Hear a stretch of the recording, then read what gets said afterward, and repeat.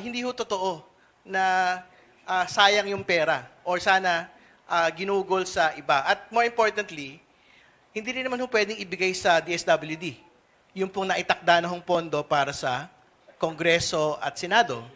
Hindi ba kasi ang sinasabi na sana binigay nyo lang sa mga may hirap yung pong pondo na yon. Kasi pag ginawa ho yun, kaso yun. Gusto ko rin decisively sagutin yung binabanggit kanina na sana binigay na lang sa iba yung pondo na ginagamit to sa impeachment. Para may sinasabi doon na hinahanap nyo 125 million tapos ganito yung ginagastos ninyo para sa impeachment proceedings. No? Una sa lahat, again, constitutional pong proseso ito. Kumbaga, in the same manner na pinupondohan ho natin yung pagkakaroon ng mga committee meetings, plenary sessions ng Kongreso at Senado, ganun din po yun.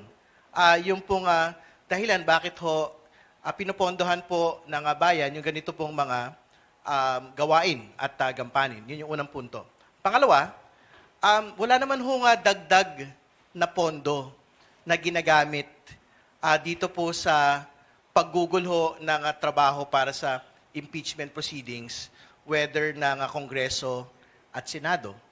Yung pa rin naman ho yun. Kumbaga, hindi ho humihingi ng dagdag na pondo mula sa kabangbayan para ho magkaroon ng impeachment proceedings. No? Ang totoo, misleading nga ho yung binabanggit na milyon-milyon per day na ginagastos ho para sa impeachment kasi ang totoo naman ho, halimbawa, kung may nadadagdag lang ho nga gastos dun, yung ilaw ho ng plenary session, pagka ho merong impeachment trial na nagaganap. Kasi ang totoo naman, kung aircon lang ho yung pinag-usapan natin doon, kahit naman meron pong, kahit wala pong impeachment trial, gumugugol pa rin ho, nakabukas pa rin yung aircon eh. Doon ho sa Senado kasi centralized ho yung aircon doon. Hindi ba?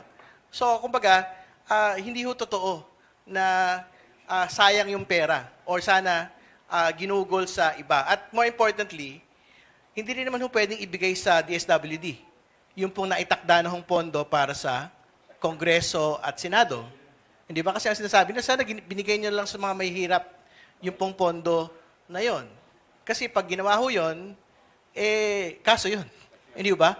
Kaso ho ng Senado at kaso ho sa Kongreso yun pag ginawa po yun in the middle of budget implementation. So, wag ho natin linlangin yung pong mga tao.